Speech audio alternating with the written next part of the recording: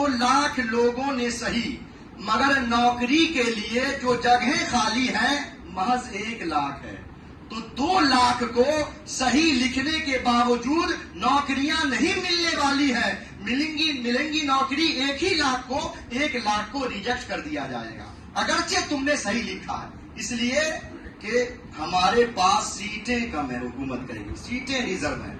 मगर अल्लाह अपने बंदों से कह रहा है कि मेरे बंदो, मेरी राह में दौड़ो, मेरी राह में मेहनत करो, और इस यकीन के साथ मेहनत करो कि जिस जन्नत को हासिल करने का मैं तुम्हें हुक्म दे रहा हूं, अगर पूरी कायनात उस जन्नत को हासिल करने की तैयारी में लग जाए तो कयामत में मेरी बनाई हुई जन्नत छोटी नहीं पड़ेगी, मैं सबको जन्नत अता करूंगा। मेरे भाई, वो कभी भी इस राह में दौड़ना तो परेशान ना होना कि वो आगे निकल गया तो मेरा क्या होगा, नहीं, बल्कि एक दूसरे की खातिर दुआएं किया करें कि परवरदिगार हमें भी, इसे भी, सबको उस राह का मुसाफिर बना।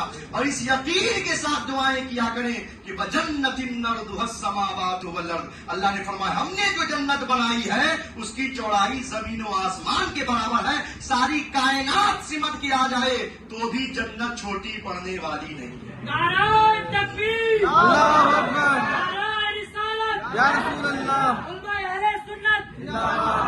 ये तो हमने अल्लाह की रहमत को तंग किया है ना, ये तो हमने महदूद किया है ना। हम सोचते हैं यार वो कैसे जन्नत में चला गया, नहीं।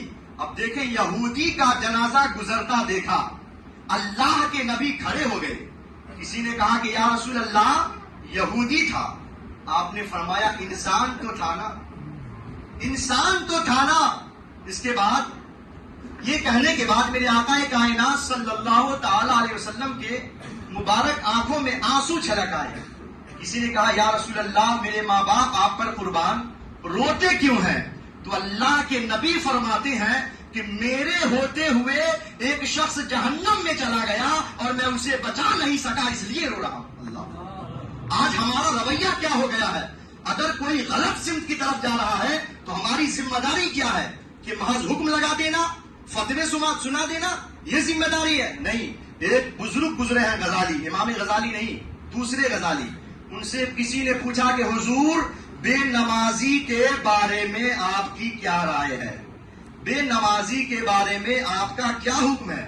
तो वो तो ये सोच के पूछ रहा था कि शायद कोई बायकाट का मसला सुनाएंगे, कोई बायकाट का फतवा सुनाएंगे। उन्होंने फरमाया कि बेनमाजी के लिए तेरे लिए हुक्म यह है कि जा उसकी उंगली पकड़ और उसे अल्लाह की राह पे लेकर गया, जा उसकी उंगली पकड़ और उसे अल्लाह की राह पे लेकर गया। वो बेनमाजी है तो फतवे न सुना, उसकी उंगली पकड़, इस बात की कोशिश कर कि वो किसी सूरत अल्लाह की राह का मुसाफिर बन जाए। लेकिन हम में का हर शख्स जो है महज हुक्म सुनाने पर आमादा है और कोशिश करना कोई नहीं चाह रहा है। हमारे घर के लोग बेनमाजी हैं, हमारे घर के लोग दीन से दूर हैं, हम इस बात की कोशिश ही नहीं करते।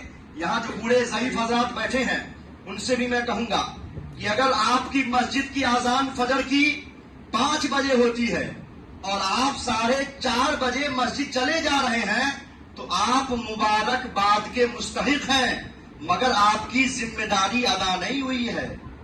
मैं कहूंगा अगर आजान 5 बजे की होती है तो आप मस्जिद में 5 बजे ही जाइए, मगर आप अपने बच्चों को भी उंगली पकड़ करके मस्जिद में लेकर के जाएं। आपके 4:30 बजे जाने से अल्लाह उतना राजी नहीं होगा जितना बच्चों की उंगली पकड़ के मस्जिद में ले जाने से राजी हो जाए। सुभान अल्लाह, इस बात की कोशिश कौन करेगा? तो अल्लाह की राह में दौड़ने का जो हुक्म है ना, वो तन्हा नहीं है। फफिर्रू इलल्लाह, दौड़ो, सब मिलकर अल्लाह की तरफ दौड़ो, इसको भी पकड़े, उसको भी पकड़े, सबको पकड़े। जन्नत थोड़ी ना छोटी पड़ जाएगी। वजन्नतिन अर्दुहस समावातु वल अर्द, जन्नत की लंबाई चौड़ाई का अंदाजा एक हदीस से भी लगाए। अल्लाह के नबी फरमाते हैं कि जन्नत के 8 दरवाजे हैं, 8 दरवाजे हैं और एक दरवाजे की चौड़ाई का ये आलम है कि अगर कोई शख्स एक किनारे से दूसरे किनारे जाना चाहे तो तेज रफ्तार सवारी से उसे 70 बरस लग जाएंगे।